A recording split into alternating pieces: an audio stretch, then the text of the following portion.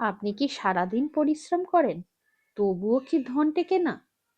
তাহলে শুনুন, সমস্যা পরিশ্রমে নয়, সমস্যা নীতিতে। যদি শুধু পরিশ্রমে ধন আসতো, তাহলে যে চাষি সারাদিন মাঠে হাল চালায় সেই হতো সবচেয়ে বড় মানুষ। আর যদি পরিশ্রম করলেই ধন জমতো, তাহলে হাতি পালনকারী হতো সবচেয়ে ধনী। পরিশ্রম অবশ্যই দরকার, কিন্তু শুধু পরিশ্রমে জীবন চলে না।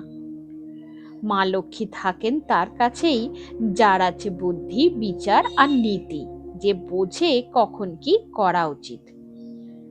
এই জন্যই যার কাছে ধন আছে তার হিসেব রাখা দরকার। কোথায় খরচ করবে, কোথায় সংযম দেখাবে, এই বুদ্ধি না থাকলে ধন টেকে না। ধন বা টাকা পয়সা কামানো একটা শিল্প, কিন্তু ধন খরচা করার বুদ্ধি তার থেকেও বড় শিল্প। যে ব্যক্তি ভেবেচিন্তে খরচ করে না, সে নিজের ধনেরই অপমান করে।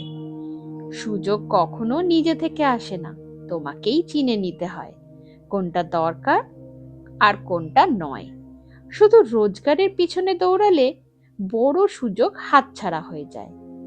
শেষ কথা মনে রেখো, ধনের সঙ্গে পরিশ্রমের নয়, ধনের সঙ্গে সম্পর্ক আছে চিন্তার। আর যে ব্যক্তি নীতি মেনে চলে, সেই শেষ পর্যন্ত পুরো সংসারে রাজত্ব করে।